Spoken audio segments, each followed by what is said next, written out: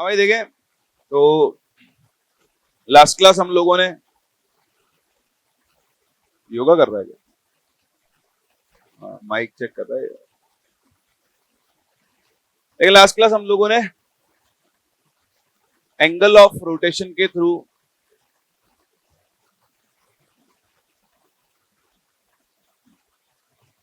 First order reaction का rate constant major करना सीखा था। ठीक है, जहां पे हमने एक क्वेश्चन किया, एक टाइप ऑफ क्वेश्चन आपके पास यही बनता है।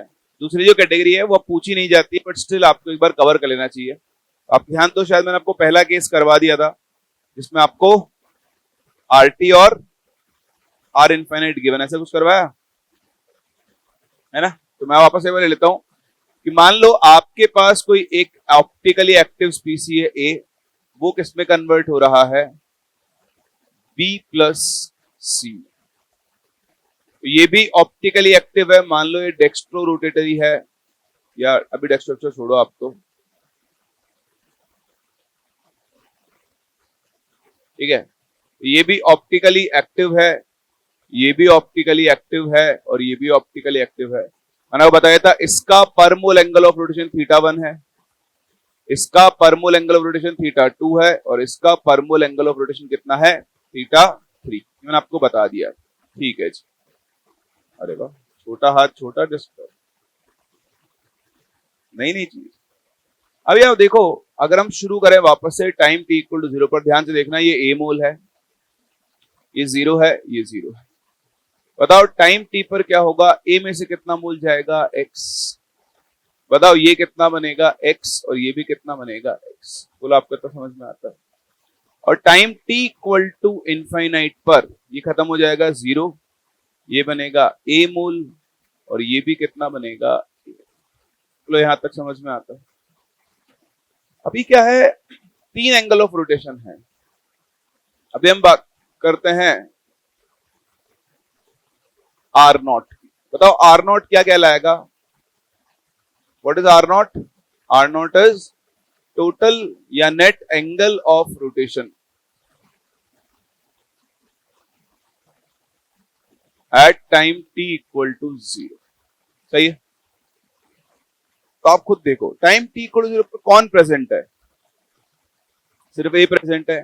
जितना भी एंगल ऑफ रोटेशन होगा सिर्फ किसकी वजह से होगा, ए की वजह से। बताओ ए के 1 मोल का एंगल ऑफ रोटेशन कितना है, θ1। अगर 1 मोल का θ1 है, तो बताओ ए मोल का कितना होगा, a इंटू θ1। तो आप देखो आर नॉट की जो वैल्यू है वो a इंटू θ1 के बराबर हो जाएगी। ठीक है, ऐसे ही आप आओ टाइम t पर। जब आप टाइम t पर बात करोगे आर टी, बताओ आर टी क्या है, वही आपका टोटल या फिर net angle of rotation at time t is equals to t है। अब आप खुद बताओ आर टी की वैल्यू किसके बराबर होगी। तो देखो, अब ए भी है, बी भी है, सी भी है। बताओ ए के कितने मोल्स हैं, ये बनेगा a माइनस एक्स इंटू θ1 बनेगा, plus x into θ2 plus x into θ3। बोलो दिख रहा है, यहां रखो वैल्यूज। तो आपको a इंटू θ1 तो अलग हो गया, प्लस यहां देखो θ2 प्लस θ3 माइनस θ1, x इंटू क्या बन गया, θ2 प्लस क्या बना, प्लस θ3 माइनस θ1। वो मैं चेक कर रहा था, आप ध्यान दे रहे हो नहीं दे रहे हो, वेरी गुड, तो बड़ा सो रहे हो। फिर हम आते हैं इनफाइनाइट पे। कहां पर आते हैं, इनफाइनाइट पर क्या होता है, जो टोटल एंगल ऑफ रोटेशन है at t is equals to infinite. बताओ आर इनफाइनाइट की वैल्यू ऑफ इनफाइनाइट, बताओ ये हो रही है, ये तो क्या जाएगा, a into θ2 plus a into θ3। समझ में आ रहा है, यहां से a कॉमन कर लो चाहो तो।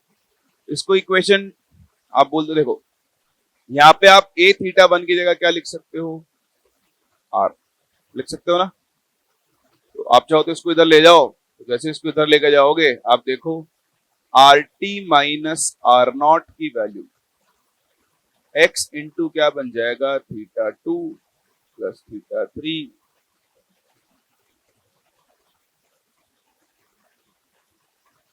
Minus theta. सही है, इसको इक्वेशन नंबर 2 बोल दो। अगर ध्यान से देखो, अगर मैं 2 माइनस 1 कर दूं, अगर मैं 2 माइनस 1 कर दूं तो मुझे देखो theta 3 plus theta 2 minus theta 1 की एक वैल्यू मिलेगी। दिख रहा है आप लोगों को? हाँ ना तो बोल दो, है ना। तो देखो, जैसे मैं इक्वेशन नंबर 2 माइनस 1 करता हूं, ये याद बात नहीं रखना, मैं कुछ करके दिखा रहा हूं आपको। जैसे आपने equation number 2 minus equation number 1 किया, R infinite minus R naught की जो वैल्यू है वो क्या बन जाएगी, ए कॉमन हो जाएगा, theta 2 plus theta 3 minus theta 1।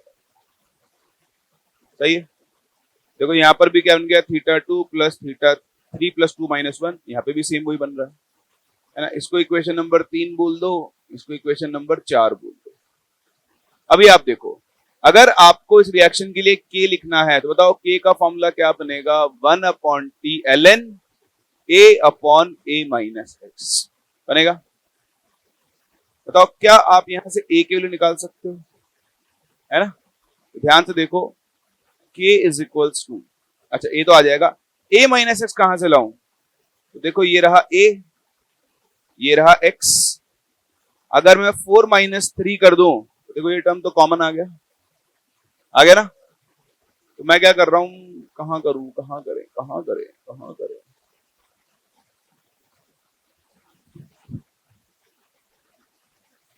जगह नहीं, चलो अगले पेज पे चलते हैं।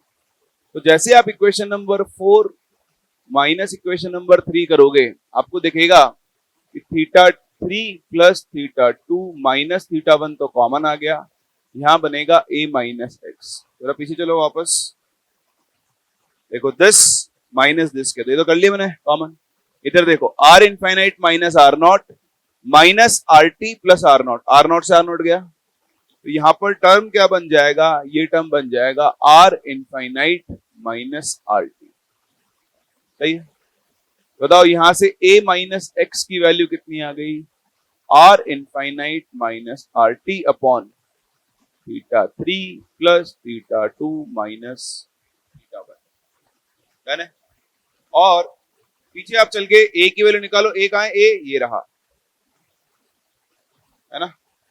बताओ a की वैल्यू क्या आ गई, वो आ गई R infinite minus R naught upon theta 3 plus theta 2 minus theta. अब अगर आप के ऊपर वैल्यू रखो 1 upon T L N A upon A minus X, A की वैल्यू कितनी है बताओ, R infinity minus R naught upon theta 3 plus theta 2 minus theta upon R infinite minus R T upon theta 3 plus theta 2 minus. बोलो समझ में आ रहा है क्या, ये और ये क्या हो गए, कैंसिल। तो यहां से देखो के का फाइनल फॉर्मूला क्या बन गया, 1 upon T L N R infinite minus R naught upon R infinite minus.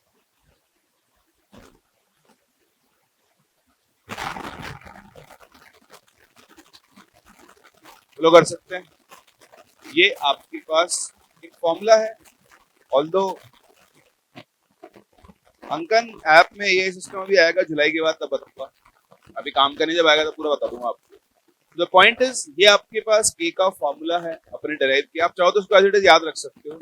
कोई भी ऐसी रिएक्शन जिसके अंदर आपको नेट एंगल ऑफ रोटेशन दिए हुए हो अलग अलग, वहां पर हम इसे यूज कर सकते हैं। ऑल्दो जरूरत नहीं पड़ेगी, जो मैंने आपको लास्ट क्लास करवाया था ना, उसी को आप यूज करें, है ना, और उसी के थ्रू अपन लोग क्या कर सकते हैं, चीजों को आराम से सॉल्व कर सकते हैं। आपको इसको फॉर्मूला रटने की जरूरत नहीं, स्पेसिफिक टाइप ऑफ क्वेश्चन है, मैं भी करवा भी देता हूँ आपको। ऐसे क्वेश्चन पहले पूछे जाते थे, उसके लिए फॉर्मूला आपको याद रखना पड़ेगा, उसके बिना नहीं कर सकते हैं। एक बार आप इसे कॉपी कर लो, फिर मैं आपको बताता हूँ कि कौन से क्वेश्चन है।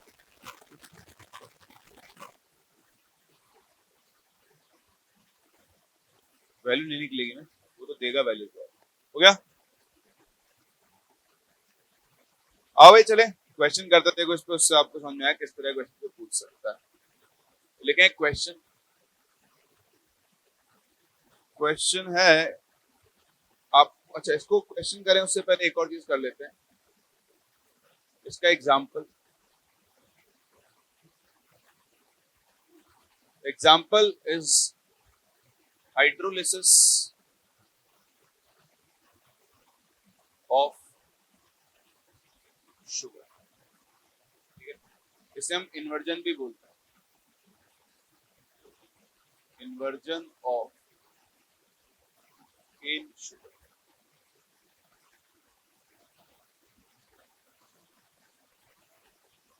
ठीक है, देखो इसमें क्या होता है, आपके पास शुगर है C12H22O11, ठीक है। ये शुगर होती है, शुगर में आपको बताऊं खुद होती है डेक्स्ट्रो रोटेटरी। ऐसी होती है, जब आप शुगर का हाइड्रोलिसिस करवाते हो यानी इसकी रिएक्शन पानी से करवाते हो तो आपको दो चीजें मिलती, एक C6H12O6 और दूसरा भी C6H12O6। इनमें से एक जो है वो है ग्लूकोज और दूसरा जो है वो है फ्रक्टोज। ग्लूकोज जो है वो डेक्स्ट्रो रोटेटरी होता है और फ्रक्टोज जो है वो लेवो रोटेटरी। क्या होता है,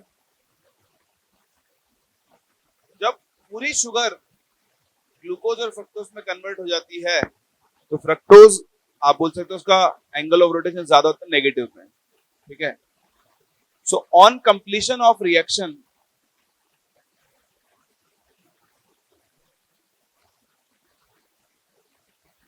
the product mixture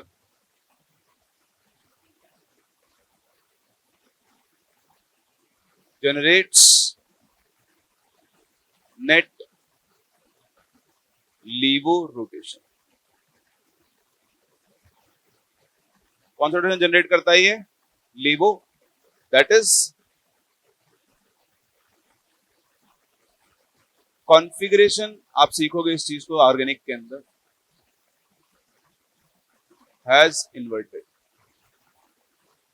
जो डेक्स्ट्रो था मिक्सचर शुरुआत में, रिएक्शन जब शुरू हुई तो ऑप्टिकल एंगल क्लॉकवाइज आ रहा था और रिएक्शन जब खत्म हुई तो नेट ऑप्टिकल एंगल किधर जाएगा, एंटी क्लॉकवाइज। उसका नेचर क्या हो गया है, इन्वर्ट हो गया है। इसीलिए इस प्रोसेस को हम लोग क्या बोलते हैं, इन्वर्जन ऑफ केन शुगर, क्या बोलते हैं, ठीक है। तो कॉपी तो आप कर लेना, क्वेश्चन करते हैं। देखो क्वेश्चन में कह रहा है कि फॉलोइंग रीडिंग्स वर obtained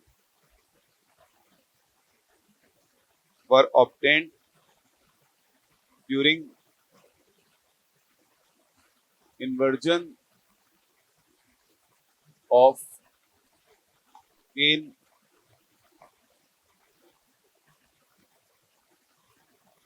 शुगर, ठीक है। तो केन शुगर के इन्वर्जन दौरान कुछ रीडिंग्स ली गई, इधर टाइम है, इधर एंगल ऑफ रोटेशन, ठीक। जब टाइम 0 है एंगल ऑफ रोटेशन 60 डिग्री है, जब टाइम 30 है तो एंगल ऑफ रोटेशन 40 डिग्री है, और जब टाइम इनफाइनाइट है तो एंगल ऑफ रोटेशन -30 डिग्री, ठीक है। दो क्वेश्चन का आंसर देना है। What is the half life of sugar, या कन्वर्जन, वो एक ही बात है। और दूसरा time when the mixture become optically inactive। वो टाइम आपको बताना है जब मिक्सचर ऑप्टिकली इनएक्टिव हो जाएगा और आपको इस मिक्सचर की हाफ लाइफ। तो मेरी बात समझे, बहुत ही आसान चीज है। बताओ ये क्या चीज हो गई, R0, ये क्या हो गया RT, और ये क्या हो गया R। वो डेरिवेशन मैंने आपको इसलिए करवाया है, हो सकता है फॉर्मूला आप भूल जाओ, आप डिराइव खुद से भी, बट ऐसे जरूरत नहीं पड़ती, फॉर्मूला बहुत आसान है। शुगर किस में कन्वर्ट होगा, तो ग्लूकोज प्लस, अपन ने A goes to B plus C किया था, इसने sugar goes to glucose plus sucrose. बताओ K का फॉर्मूला क्या बनता है, तो ध्यान से देखना 1/T ln। आपकी इच्छा है, एक बार आपको इन्फिनिटी और R नॉट लेना है, एक बार आपको इन्फिनिटी और RT लेना है। क्या लेना है? अगर रटने की बात करें, अगर रटना नहीं चाहते हो, थोड़ा और मैं आपको याद करने के लिए लॉजिक बता दूं, हाँ थोड़ा ध्यान से समझना पड़ेगा सबको, हो सकता है वो क्लिक करे ना करे। ये A मोल है, ये 0 है, ये 0, ये time t equal to t है। बताओ A में से कितना मोल जाएगा, x, यहाँ एंगल ऑफ रोटेशन आएगा R नॉट, यहाँ पर क्या आएगा RT, और जब आप इनफाइनाइट पर चले जाओगे तो 0 हो जाएगा। तो शुरुआत में एंगल ऑफ रोटेशन कितना था, R नॉट, इनफाइनाइट टाइम पे एंगल ऑफ रोटेशन कितना बन जाएगा, R। बताओ R नॉट से R इंफिनिटी का चेंज इसकी वजह से आया, A मोल शक्कर के खत्म हो जाने की वजह से, जब पूरा A मोल कंज्यूम हो गया, तो ये A जितना ज्यादा होगा, एंगल ऑफ रोटेशन में चेंज भी क्या होगा, उतना ही ज्यादा। तो मैं सिंपली बोल सकता हूं R infinite minus R naught की value proportional to A। A जितना ज्यादा होगा, ये गैप क्या होगा, उतना ही बड़ा होता जाएगा। बताओ angle of rotation, angle of rotation जो है वो R नॉट से RT कब चेंज हुआ, जब X मोल A कंज्यूम हुआ। तो ये मोल जितने ज्यादा कंज्यूम होंगे, एंगल ऑफ रोटेशन जितना ज्यादा बदलेगा। बताओ मैं RT माइनस R नॉट को किसके प्रोपोर्शनल बोल सकता हूं, X। सही है, ये A है, ये X है, इन दोनों को क्लब करके आप A माइनस एक्स निकाल, A माइनस एक्स, बताओ किसके प्रोपोर्शनल हो जाएगा, R नॉट से R naught cancel, R infinite minus R होगा। रखो K equal to 1/T ln, A कितना, R infinite minus R, A minus X कितना, R इनफाइनाइट माइनस। बोलो समझ में आ रहा है? 3-4 बार आप प्रैक्टिस करोगे, फॉर्मूला आपको याद हो जाएगा। लेकिन ये फॉर्मूला स्पेसिफिकली सिर्फ इसी टाइप के क्वेश्चंस पे लगाएं जहां पर आपको टाइम दिया हो और नेट एंगल ऑफ रोटेशन दिया हो। इससे पहले मैंने आपको लास्ट क्लास एक क्वेश्चन करवाया था, वो नॉर्मल क्वेश्चन है डेटा के साथ, उसके साथ और दोस्तों यहाँ लगाओगे तो भी आपको आंसर मिलेगा, बट नॉर्मल तरीके से खेलना सीखो। बाय चांस से क्वेश्चन आते हैं अगर एडवांस के अंदर, तो आप आराम से कर पाएंगे। अगर और शीट पे मिलेंगे क्वेश्चन, हम सीट धीरे धीरे करेंगे। बट अभी आप देखो, यहाँ अगर मैं आपसे बात करता हूँ, मुझे पहले आता है what is the half life of sugar. Half life निकालने के लिए पहले के निकालू। देखो k इक्वल टू 1/T कितना है, 30 मिनट, टाइम मिनट में दिया हुआ है। ओके, ln वैल्यू रखो, R इनफाइनाइट कितना, माइनस R नॉट कितना 7 अपॉन R इनफाइनाइट कितना -30 माइनस RT कितना 40। सही, ये बना 90, ये कितना बना 70, बन गया 1/30 ln 9/7। तो सारी वैल्यूज देगा आपको, ये क्या आ गया। बताओ k से आप क्या निकाल सकते हो, हाफ लाइफ, फॉर्मूला क्या बनेगा, ln 2। के लिए यहाँ रख दो, आपको हाफ लाइफ मिल जाएगा। कैलकुलेशन में मत जाओ, कंसेप्ट की बात करो, समझ में आ रहा है। दूसरा पार्ट, वो टाइम बताओ जब मिक्सचर ऑप्टिकली क्या है, इनएक्टिव है। तो आप बताओ जब मिक्सचर ऑप्टिकली इनएक्टिव होगा, व्हेन मिक्सचर इज इनएक्टिव, इसका मतलब क्या है, इसका मतलब उस टाइम पर एंगल ऑफ रोटेशन कितना होगा, इस टाइम पर एंगल ऑफ रोटेशन कितना होगा, 0। तो मेरी बात समझ में आ रही है, 0 रख दो। जैसे 0 रखोगे, बताओ टाइम कितना बन जाएगा, 1/K ln, इनको तो ले जा रहा हूँ, K को यहाँ ला रहा हूँ, R infinite upon R infinite. ठीक है, आपको अजीब सा लगेगा, ऑब्वियसली बात लगना भी है, बट ये क्वेश्चंस में क्या होता है, आपको डेटा देगा। ये बहुत पुराने क्वेश्चन है, 90s के क्वेश्चन है, आप लेवल के क्वेश्चन आते थे और एडवांस रिपीट करवा सकते हो, बड़ी बात है। आपको ये तीनों एंगल ऑफ रोटेशन दिए हैं, स्टैंडर्ड है ये, फॉर्मूला याद रखना पड़ेगा ऐसे केस में, ठीक है। आपसे बोला है हाफ लाइफ बताओ, सारे वैल्यूज रखो, के मिल गया, के से हाफ लाइफ निकालो। तो कह रहा है बताओ मिक्सचर ऑप्टिकली इनएक्टिव कब होगा। मिक्सचर ऑप्टिकली इनएक्टिव तब होगा जब उसका नेट एंगल ऑफ रोटेशन, भाई आप ये तो इनिशियल है, ले लिया जो ले लिया, ये इनफाइनाइट जब रिएक्शन खत्म होगी तब मिलेगा। आप बता रहे हो किस टाइम पर मिक्सचर ऑप्टिकली इनएक्टिव होगा, तो उस टाइम पर आप उसका नेट एंगल ऑफ रोटेशन कितना कर दोगे, 0। तो आपने आरटी की वैल्यू 0 पुट की, ये आपका टाइम आ गया। अब के की वैल्यू यहां से उठा के यहां रख देंगे, ये सारी रख दो, आपको अपने आप टाइम मिल जाएगा। अच्छा सॉरी उल्टा लिख दिया।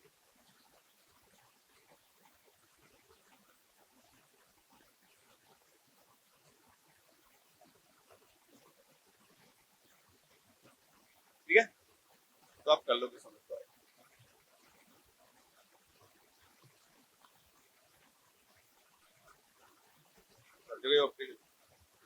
यहाँ आरटी कुछ वैल्यू आ रही है वहां पर शुरू से लेकर अंत तक, बीच में एक ही मोमेंट आएगा उस टाइम पे आरटी।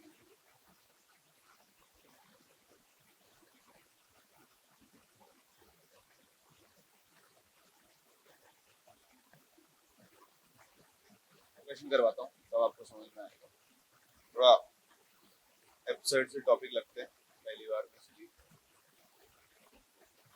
देखो डेटा दिया हुआ है आपको, डेटा दिया हुआ है टाइम मिनट में, और इधर आपको दिया हुआ है एंगल ऑफ रोटेशन डिग्री में। टाइम है 0, एंगल ऑफ रोटेशन है +13.1, ये है 60, एंगल ऑफ रोटेशन है 11.4, ये है 120, एंगल ऑफ रोटेशन है 10. सब डिग्री में। ऐसे है 180, एंगल ऑफ रोटेशन है 9, और इनफाइनाइट पे एंगल ऑफ रोटेशन है -3 डिग्री डिग्री डिग्री डिग्री। दो चीजें करनी है, show the reaction is of first order and at what time the polarimeter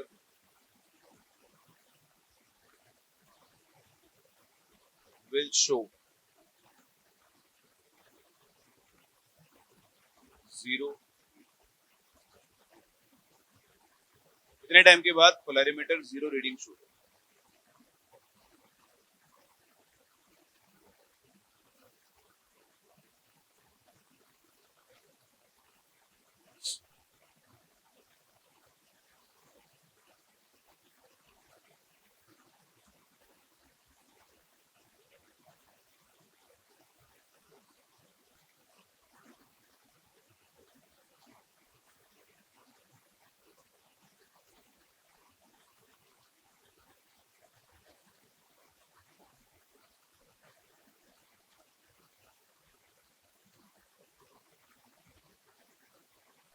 करो ट्राई आप लोग।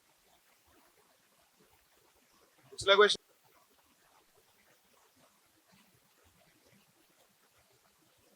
चलो भाई देखो कुछ नहीं करना है यार, सेम क्वेश्चन है, एंगल ऑफ रोटेशन दिया है, ठीक है, रिएक्शन वही है, ए गोज टू मान लो बी प्लस सी टाइप, कुछ भी नहीं दिया तो ऐसे कुछ मान के चलना आपको, ठीक है। लिखा नहीं, इसने लिखना चाहिए था। तो k इज इक्वल्स टू आप क्या लिखोगे बताओ फिर से, 1/t ln r infinite minus r not upon r infinite minus एक बार r नॉट एक बार r। अभी आपको अलग अलग टाइम पर अलग अलग एंगल ऑफ रोटेशन दिया और आपको प्रूव करना है कि रिएक्शन कौन से ऑर्डर की है, फर्स्ट ऑर्डर। आप क्या करो, ये k का फॉर्मूला है, आप पहले k की वैल्यू निकालो 60 मिनट, निकाले, क्या रखेंगे वैल्यू देखो, 1 अपॉन टाइम कितना है 60 इंटू ln, बताओ r इनफाइनाइट की वैल्यू कितनी है -3.8, माइनस r नॉट के लिए कितनी है 13.1 upon r infinite -3.8 minus r t की वैल्यू 11.6। बताओ यहां से k की वैल्यू आ जाएगी 60 सेकंड पर, आना तो बोल दो। फिर आप k की वैल्यू निकालो कितने टाइम पर 120, कैसे निकालोगे 1 upon 120 ln r infinite minus r naught, ये तो फिक्स है, this divide by R infinite, बताओ 120 सेकंड पर आर टी कितना है 10 पॉइंट, ऐसे कि 120 के लिए आ जाएगी।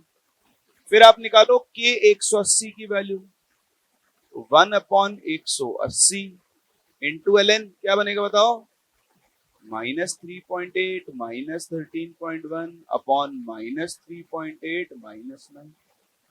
समझ में आ रहा है आपको? ये वो तरीका जो अगर आप रियल लाइफ में एक्सपेरिमेंट करो ना, ऐसे करते हैं। आप करोगे कभी आगे जाकर लैब वगैरह में या स्कूल में, अगर आपने कभी किया हो, वैसे हम अलग अलग वैल्यूज निकालते हैं। अब ये सारी values, all these values, all these values are approximately same,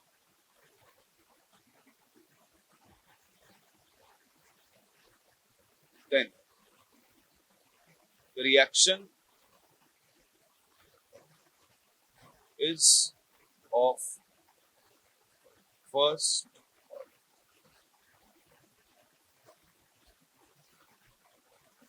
तो रिएक्शन कौन से ऑर्डर की है, फर्स्ट ऑर्डर की रिएक्शन होगी। कैसे भाई, देखो मैंने आपको सिखाया के क्या होता है, कांस्टेंट होता है। आपको इसमें डेटा दिया, आपने अलग अलग टाइम पर के की वैल्यूज निकाली ना, तो क्या आपने माना, आपने अज्यूम किया कि रिएक्शन कौन से ऑर्डर की है, फर्स्ट ऑर्डर, और फिर आपने के की तीनों वैल्यूज निकाली। अगर ये तीनों वैल्यू सेम आ रही है तो रिएक्शन कौन से ऑर्डर की होगी, फर्स्ट। और अगर सेम नहीं आ रही है, फर्स्ट ऑर्डर की। पहली बात तो ये। अब आप के की वैल्यू निकालोगे एवरेज, एवरेज वैल्यू क्या होगी, के 60 पर प्लस के 120 पर प्लस के 180 पर और डिवाइडेड बाय ये के की ओरिजिनल वैल्यू, एवरेज वैल्यू को हम लेकर। फिर दूसरा क्वेश्चन, तो आपको बताना है पोलैरिमीटर पे जीरो रीडिंग कब आएगी। बताओ पोलैरिमीटर पे जीरो रीडिंग कब आएगी, हाँ, जब आरटी की वैल्यू कितनी हो जाएगी, आरटी को जीरो रख दो, के इक्वल टू क्या बन गया, 1/t ln R infinity minus R naught upon.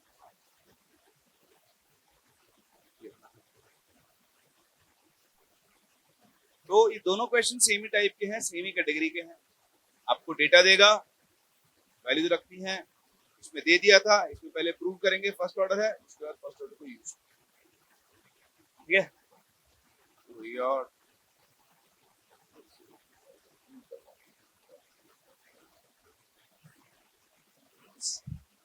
Complex reaction के लिए नई डायग्राम बनवाई दिया, स्टेडी स्टेट और सपोर्ट है।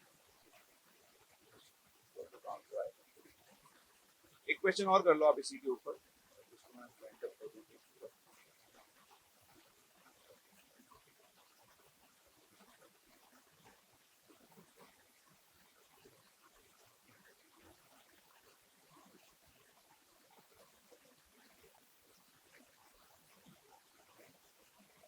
देखिए, an optically active compound,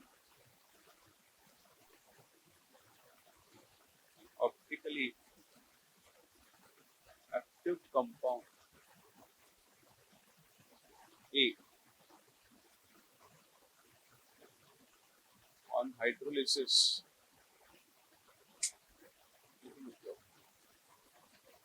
कौन लिखेगा भाई, एक रिएक्शन है A goes to B plus C, कह रहा है कि the observed rotation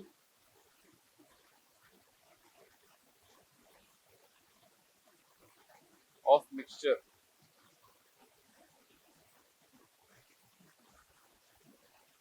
after 20 minutes was 5 degree and on completion is -20। कह रहा है if angle of rotation per mole of A, B and C are 60 degree, 40 degree and -80 degree respectively, calculate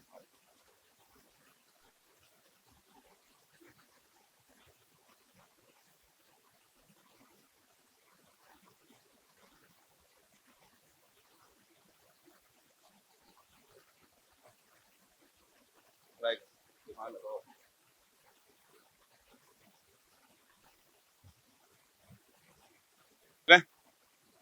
आगे answer क्या? 15 minute? नहीं नहीं, चलो देखें। तो observe rotation of mixture after 20 minute was 5 degree. तो कह रहा है कि रिएक्शन है, फॉर्मूला मत चिपकाओ, ऐसे वाले जो क्वेश्चन है टाइप समझो। वो क्वेश्चन अलग था। उस क्वेश्चन में क्या था कि किसी का भी पर मोल एंगल ऑफ रोटेशन नहीं दिया हुआ, ठीक है। यहाँ पर क्या है, सबका आपको पर मोल एंगल ऑफ रोटेशन दिया हुआ है। आपको क्या करना है, जो मैंने शुरू में सिखाया था आपको कल लास्ट क्लास में, आप इसका ए मोल मान 0 अब कभी आएगा ना तो ऐसा ही क्वेश्चन आएगा आपको, इस वाले अप्रोच पे फोकस करो। किसी भी टाइम टी पर बताओ क्या होगा, ए में से कितना चला जाएगा एक्स, बताओ ये कितना बनेगा एक्स और ये कितना बनेगा एक्स, पूरा समझ में आ रहा है। और time T equal to infinite पर ये 0 0 क्या क्या दिया उसने,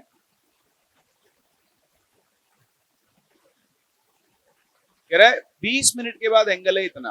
बताओ आर टी की वैल्यू कितनी हो जाएगी। देखो ए कितना है, आर टाइम टी पर ए कितना है, ए माइनस एक्स, और इसका एंगल ऑफ रोटेशन कितना है 60। क्या लिखोगे, A minus X into 60 plus X into 40 plus X into minus, this value should be equal to 5। सही है। और एक आर इनफाइनाइट पर आ जाओ, आर इनफाइनाइट पर ए इंटू कितना बनेगा 40, क्योंकि ए तो है ही नहीं, बी तो टी है, और ए इंटू माइनस 80, और ये वैल्यू कितनी आनी चाहिए -20। यहां देखो -40 बचेगा, 20 ए की वैल्यू आ गई हाफ। पूरा समझ में आ रहा है? हाँ, ए की वैल्यू हाफ यहाँ रखो। तो देखो जैसे आप ए की वैल्यू यहाँ पर हाफ रखोगे, half into 60 is 30 minus 60x plus 40x minus 80x, दिख रहा है? This should be equal to 5। यहाँ देखो 60 minus 40 is -20, -20 and -80 is -100, 30 minus 100x is equals to 5, दिख रहा है? 25 इज इक्वल्स टू 100x। बताओ x की वैल्यू कितनी आ गई 1/4।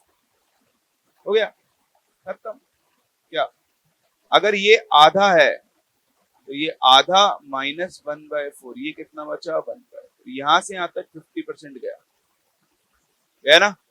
बताओ ये जो टाइम होगा इसकी हाफ लाइफ होगा, और ये टाइम कितना दिया है क्वेश्चन, 20 मिनट। यानी इस रिएक्शन की जो हाफ लाइफ है वो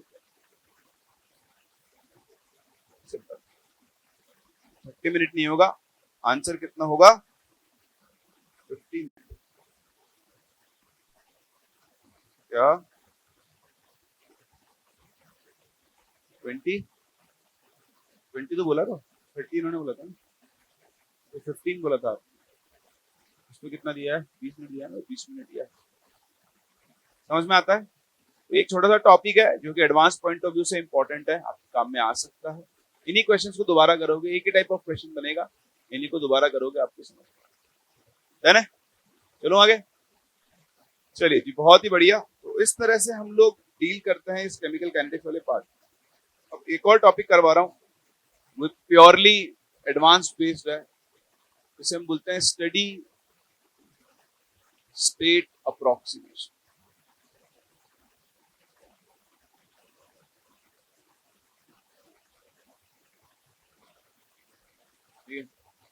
फॉर कॉम्प्लेक्स रिएक्शंस।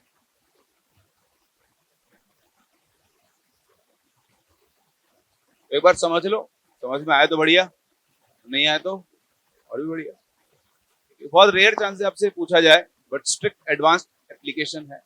आप याद करो, मैंने आपको रिएक्शन मैकेनिज्म सिखाई थी, उसमें 2 केस बनते हैं। पहला, आरडीएस इज नोन, आपको पता है कौन सा स्टेप स्लो है कौन सा स्टेप फास्ट है, और उसके हिसाब से आप डील कर सकते हो। याद करो एक रिएक्शन थी 2NO plus Br2 gives 2NO-Br, ये एक रिएक्शन थी। ये रिएक्शन मैं आपको बता रहा हूँ, ये मैं बता रहा हूँ आपको याद नहीं रखनी, 2 स्टेप में होगी। पहला स्टेप क्या है, NO प्लस Br2 रिएक्ट करके क्या बना रहे हैं, NO-Br2। ये फास्ट इक्विलिब्रियम, इसका रेट कांस्टेंट मान लो कि या K1, ठीक है, K1 अपॉन K2, ये K1 फॉरवर्ड का है, K2 बैकवर्ड का है। फिर स्टेप 2 में क्या हो रहा है, जो NOBr2 बना वो बचे हुए एक और NO से रिएक्ट करके क्या बना रहा है, 2NOBr। इसका रेट कांस्टेंट K3 मान लो, और ये स्टेप कैसा है, स्लो। तो जब आपको पता है कि कौन सा स्टेप फास्ट है और कौन सा स्टेप स्लो है, तब आप इस तरीके से डील करें। ठीक है, मैंने आपको सिखाया था। सबसे पहले आप क्या करोगे, रेट लॉ लिखो RDS के लिए, याद है ना, लिखते हैं। किरीम बाबू, आयुष बताओ क्या होगा रेट लॉ, जल्दी बोलो भाई, ये बंदे निकल।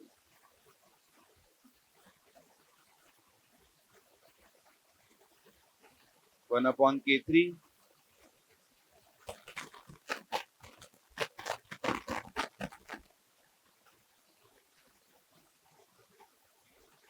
concentration of NOBr, ऐसा NOBr अपॉन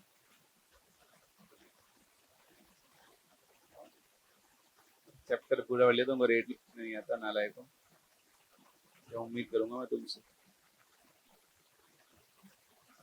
हाँ,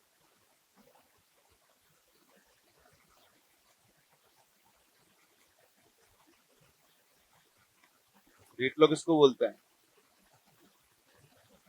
फिर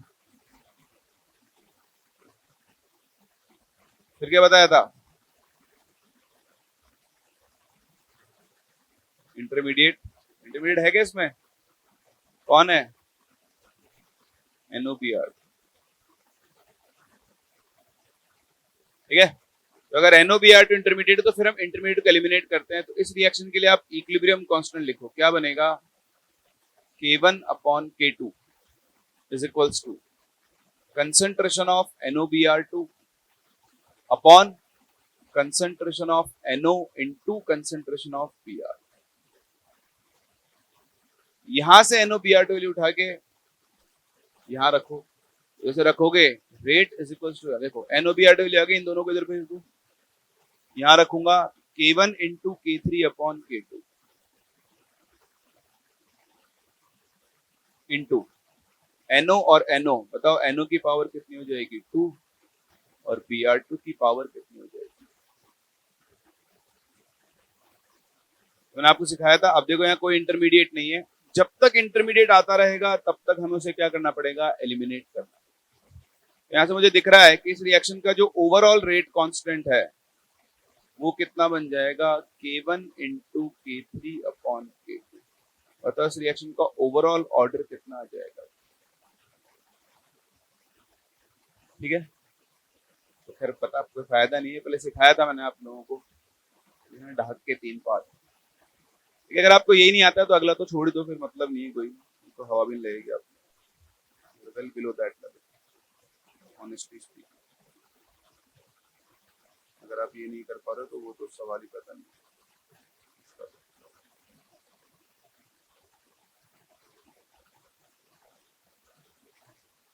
ठीक है, मैं करवा देता हूँ खाना पूर्ति। दूसरा केस बनता है when no information is given about the rate। जैसे रिएक्शन है 2O3 gives 3O2। इस रिएक्शन की मैकेनिज्म दी हुई है। पहला स्टेप है O3 decomposes giving O2 plus O, and second step में O3 है O से रिएक्ट करके फर्दर बनाता है A। इसका रेट कांस्टेंट है K1, इसका है K2 और उसका है K। ये आपके पास एक रिएक्शन है और ये इसकी मैकेनिज्म है, आपको दिया हुआ है। अब आपको ये पता करना है कि इस रिएक्शन का ऑर्डर क्या होगा। तो मुझे नहीं पता कौन सा स्टेप फास्ट है, कौन सा स्टेप स्लो है। जब नहीं पता तो हम क्या करेंगे, अगर हम इधर देखें कि अगर मैं इस रिएक्शन के लिए रेट लिखूं, तो रेट ऑफ रिएक्शन जो है, अगर मैं O3 के टर्म्स में लिखूं तो मैं से -1/2 इंटू DO3/dt लिख सकता हूं, और O2 के टर्म्स में लिखूं तो 1/3 D ऑफ O2/dt लिख सकता हूं। इस रिएक्शन के रेट को लिखने का तरीका। अगर कहीं से मुझे ये मिल जाए, इसको हम क्या बोलेंगे, net rate of formation of O2, ये O2 के बनने की नेट रेट। अगर कहीं से मुझे ये मिल जाए तो मेरा काम हो सकता है। तो इसको ढूंढने जाऊंगा मैं यहां से। देखो O2 कहां कहां बन रही है, तो देखो O2 यहाँ पे फर्स्ट रिएक्शन से बन रही है, सेकंड से वापस जा रही है, और O2 यहाँ पर भी बन रही है। अगर मैं यहां पर लिखता हूं net rate of formation of O2, ठीक है, बताओ O2 कौन कौन सी रिएक्शन से बन रही है। तो O2 फर्स्ट रिएक्शन से बन रही है R1, सेकंड से जा रही है -R2, और प्लस थर्ड से बन रही है R। ये मुझे यहाँ दिख रहा है, बताओ आपको दिख रहा है? ये आदत नहीं रखना, आए समझ में अच्छी बात है, मैं जो बोल रहा हूँ वो समझ में आना चाहिए कि क्या हम नहीं लिख पा रहे, क्योंकि भाई ये भी चीजें पूछ नहीं करता आपसे। अब अगर मैं इस फर्स्ट रिएक्शन की रेट लिखूं R1, तो बन जाएगी K1 into O3, rate law की फॉर्म, माइनस बताओ सेकंड रिएक्शन की रेट क्या बन जाएगी, K2 into O2 into O, और थर्ड रिएक्शन क्या बन जाएगी, K3 into O3 into O। समझ में आ रहा है? तो आप देखें, ये हो गई किसकी वैल्यू, इसकी DO2/dt। ये एक तरह का रेट लॉ बन गया है। DO2 अपॉन dt जो है वो बन जाएगा K1 into O3 minus K2 into O2 into O plus K3 into O3 into O। ये बन गया एक इक्वेशन। ओके, अब ये रेट लॉ लाने के लिए मुझे इन सब की वैल्यू चाहिए, तो अलग अलग हो गए सब। तब हम क्या करेंगे, हम बात करेंगे, देखो हमें ये तो नहीं पता कौन क्या है और कौन क्या नहीं है, लेकिन इस रिएक्शन में मुझे एक इंटरमीडिएट दिख रहा है, वो कौन है, और एक तरह से आप देखो ये सीरीज रिएक्शन है, पहला हुआ फिर उसके बाद दूसरा हुआ, जो O यहाँ बना वो O यहाँ पे काम में आ रहा है। अकॉर्डिंग टू, हम मान लेंगे कि जब ये रिएक्शन स्टेडी स्टेट पर पहुंचेगी, according to steady state approximation, कौन सा, स्टेडी स्टेट अप्रोक्सीमेशन, मैंने आपको सिखाया कि net rate of formation of intermediate कितनी हो जाती है, 0। कितनी हो जाती है, एक इंटरमीडिएट के फॉर्मेशन की नेट रेट है वो कितनी हो जाती है, 0। ये हमने सीखा है किसके अंदर, steady state approximation. Last class आप याद करो, मैंने आपको रिएक्शन सिखाई थी ये वाली, A goes to B goes to C, और वहां मैंने आपको बताया जब स्टेडी स्टेट आएगी ना, तो जो बी के बनने की रेट है वही बी के क्या होगी, खर्च होने की रेट। स्टेडी स्टेट पर इंटरमीडिएट की कॉन्सेंट्रेशन ऑलमोस्ट क्या हो जाएगी, कांस्टेंट। सेम चीज हम यहां करेंगे, दैट इज अगर मैं यहां यूज करता हूं तो इसका मतलब ये है कि मुझे DO/dt की वैल्यू रखनी है, वो कितनी हो जाएगी, 0। अभी आप यहां से DO/dt लिखो, तो जगह तो मेरे पास थोड़ी कम है, मूव होता है क्या भाई, अरे वाह, अरे छोटा भी हो जाता है क्या, स्मॉल, ऐसे होगा,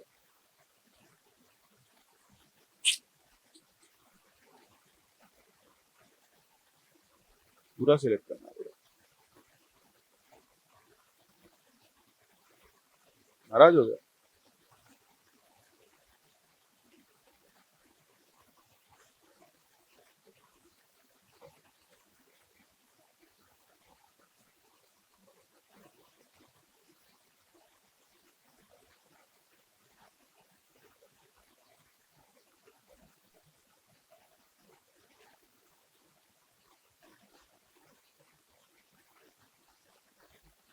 क्वेश्चन बहुत है।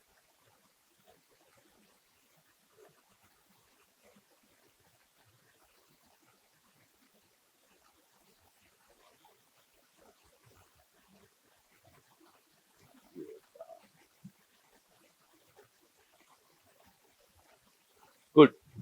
अभी देखो, मैं अगर आपसे बात करूं net rate of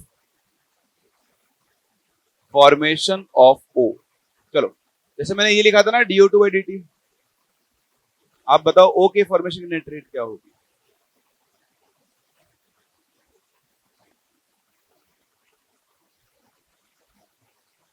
R1 minus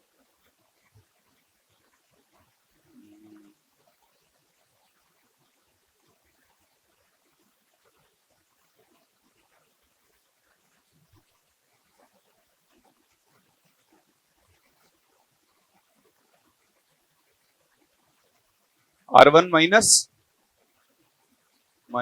R2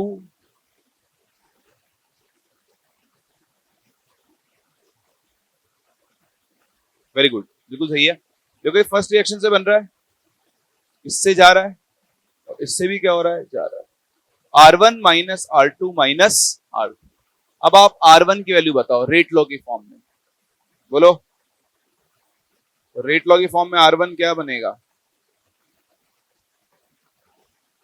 हाँ बोलो, K1 into O3 minus R2 कितना बन गया?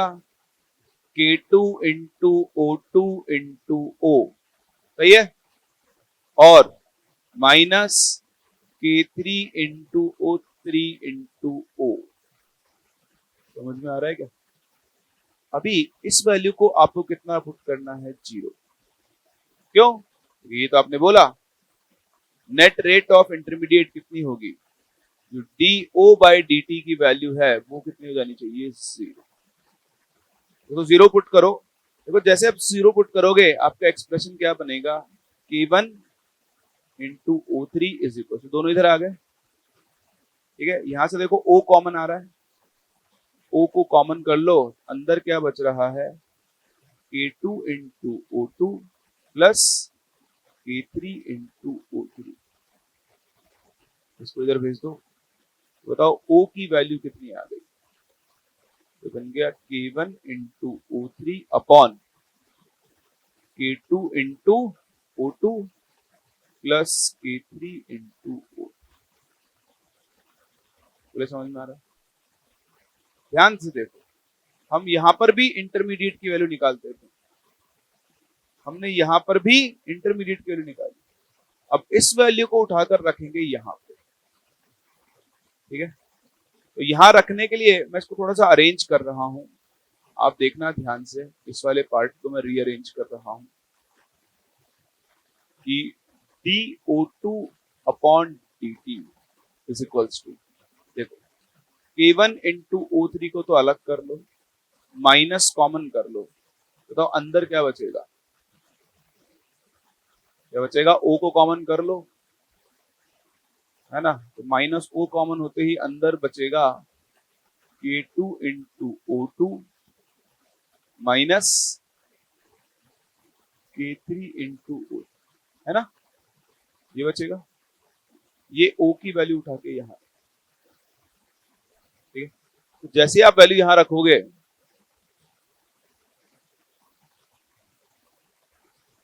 बताओ ये क्या बनेगा? DO2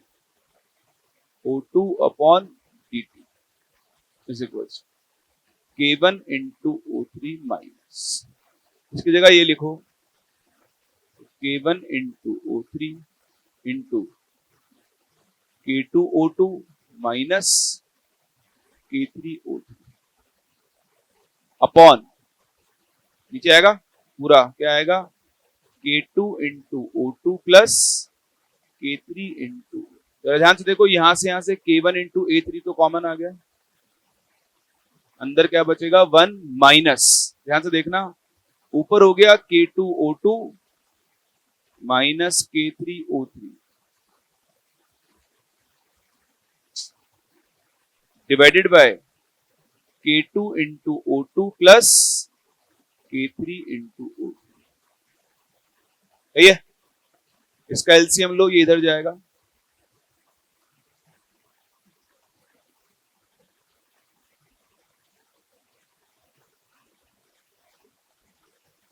झाड़ में दो, अगले चलते है ना। ठीक है जी, तो अगले पेज पे लेके चलता हूँ इसको, वैसे भी जगह कम पड़ रही है मुझे। अब आप अगर देखें यहाँ पर तो आपके पास क्या बन गया, DO2 बाई dt की जो वैल्यू है वो बन गई K1 इंटू O3, तो कॉमन है, उसका एलसीएम लो तो इधर आएगा K2O2 plus K3O3 minus bracket open करो K2O2 प्लस K3O3 बनेगा। और आप पीछे चल के देख सकते हो, माइनस माइनस प्लस होता है, ठीक है। अपॉन नीचे क्या आ जाएगा, K2O2 प्लस K3, देखो K2O2 से K2O2 गया, K3 प्लस K3 के बन गया 2K3, K3 को बाहर निकाल लो, ओवरऑल बनेगा 2K1 K3 into O3 square upon K2O2 plus K3। अब देखो यहां पर कोई इंटरमीडिएट नहीं,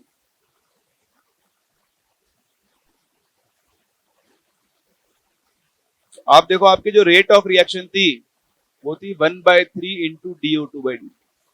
अब DO2/dt की वैल्यू यहां रख दो, तो जो आपका नेट रेट ऑफ रिएक्शन बनेगा वो बनेगा 1/3, ये वैल्यू रखा तो 2/3 into K1 K3 into O3 whole square upon K2O2 plus K3O।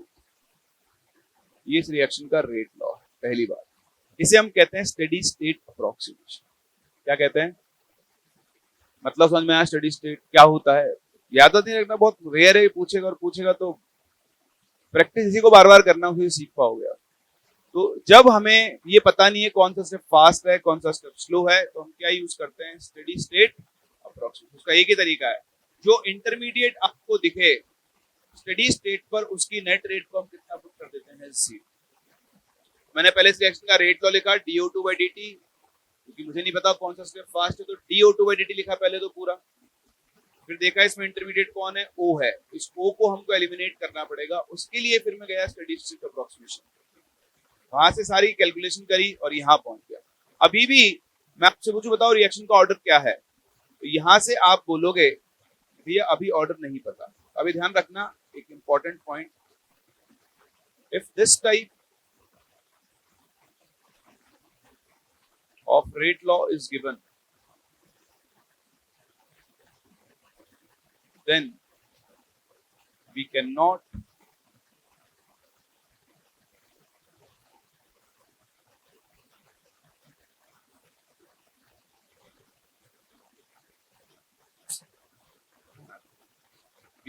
define order।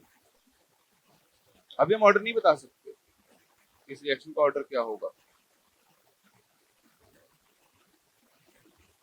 ठीक है। इस रिएक्शन का ऑर्डर अभी हम, मुझसे बोलो बताओ ऑर्डर क्या है, मैं बोलूंगा not defined, I don't know, how you will know, तो फिर यहाँ पर लगाएंगे आप case. Case one, case one क्या है कि भैया मान लो O2 की कंसंट्रेशन जो है वो O3 से बहुत कम, ऑल्दो K2O2 K3O3 भी डिपेंड करेगा, बट अगर कुछ नहीं दिया तो हम मान के चलते हैं K2 और K3 कंपेरेबल है। तो अगर O2 O3 से बहुत कम है तो हम ये मानकर चलेंगे कि K2O2 जो है वो K3O3 से क्या है, बहुत कम। और अगर ऐसा है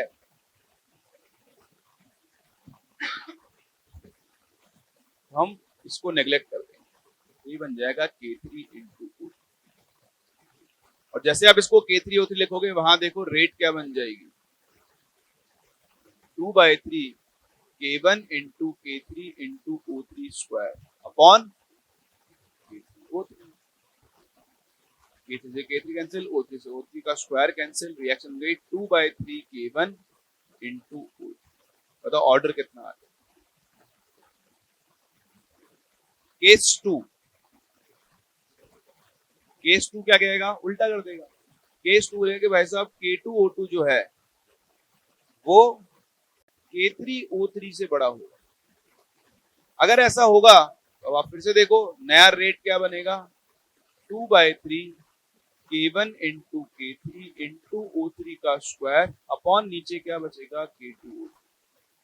अब आप देखो नेट रेट लॉ बन गया 2/3 K1 into K3 upon K2, O3 की पावर 2 एंड O2 की पावर -।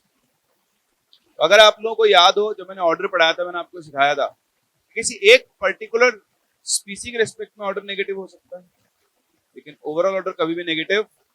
देखो अभी भी इसका ओवरऑल ऑर्डर कितना आ रहा है,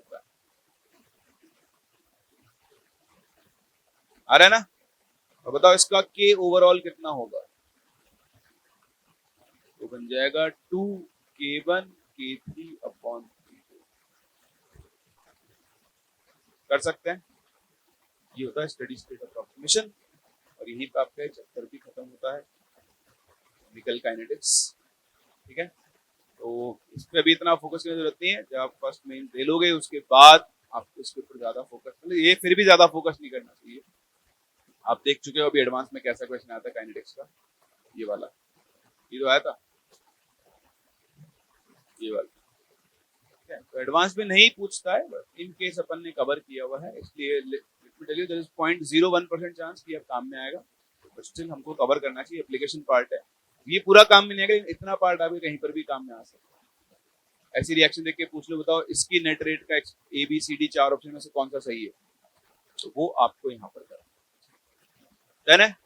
मेरा चैप्टर खत्म है, अब आपको अपना मॉड्यूल सॉल्व करना है। ठीक है, साथ ही साथ आप PSS में इसके क्वेश्चन मिक्स करते हैं, डन है, विदाउट नहीं।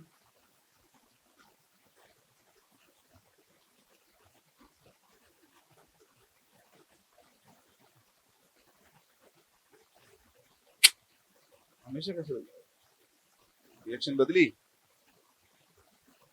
हालात बदल जाएंगे, जज्बात बदल जाएंगे। अभी दोनों केस में ऑर्डर सेम है, हर केस में सेम है जरूरी नहीं है। हम्म हम्म।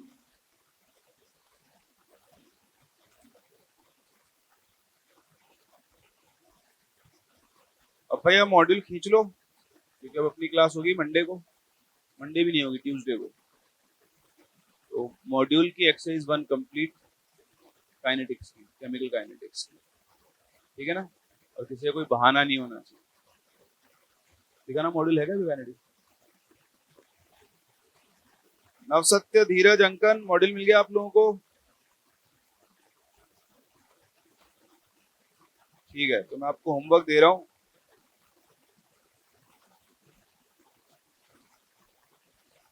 75 क्वेश्चन है एक्सरसाइज 1 में, कितना है 75 है। उसमें से ना आप 75 तक नहीं करने, कुछ रेडियो एक्टिविटी के अपन बाद में पढ़ेंगे। आपको करना है 63 तक एक्सरसाइज 1। तो 20 क्वेश्चन माने अगर अपन रोज के हिसाब से, आज क्या है थर्सडे ना, फ्राइडे सैटरडे संडे मंडे, और लो एक्सरसाइज 3 P/Q, वो भी पहले एक्सरसाइज 3 P/Q पहले 19 क्वेश्चन।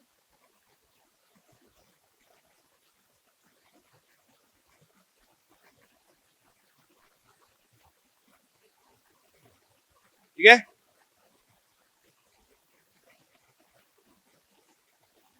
चलो मिलते हैं नेक्स्ट क्लास, यहाँ से आगे। Thank you.